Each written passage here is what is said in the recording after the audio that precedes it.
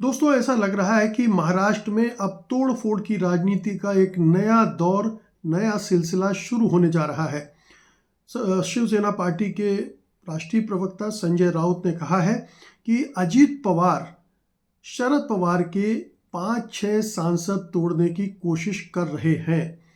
आप जानते हैं कि लोकसभा चुनाव में शरद पवार की पार्टी ने 8 सीटें जीती थी, यानी उनके 8 सांसद हैं। 5-6 सीटें अगर 5-6 सांसद अगर वो तोड़ लेते हैं, 2/3 तोड़ने से दल बदल कानून लागू नहीं होता है, तो उनकी पार्टी भी मजबूत हो जाएगी अजीत पवार की, और शरद पवार और कमज़ोर हो जाएंगे। तो कोशिश दोहरी है। अजीत पवार ने विधानसभा चुनाव में अच्छा प्रदर्शन करके अपनी स्थिति मजबूत कर ली है। अगर 5-6 लोकसभा सांसद भी उनकी झोली में आ जाए तो उनकी राजनीतिक ताकत एकदम से बढ़ जाएगी। अब सवाल उठता है कि क्या ऐसा होगा, या शरद पवार ऐसा होने देंगे, या शरद पवार ना चाहें या चाहें, ये होकर रहेगा।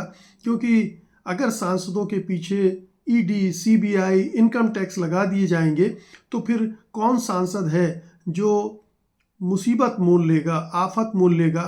वो भी पिछली जिस तरह से पहले सांसद पाला बदल चुके हैं, इस बार भी वो पाला बदलकर उस तरफ जा सकते हैं।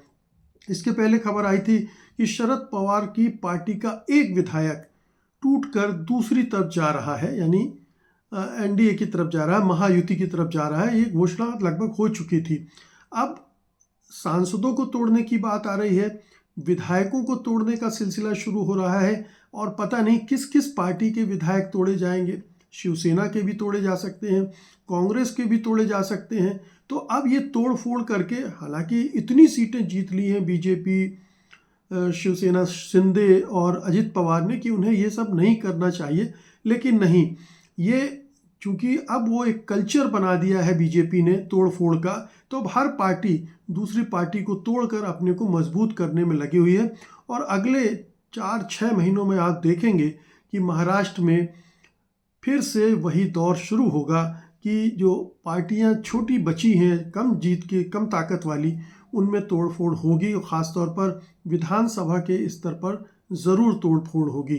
तो ये एक राजनीतिक संस्कृति वहाँ निर्मित हुई है बदौलत बीजेपी के, और अब वो फलेगी फूलेगी।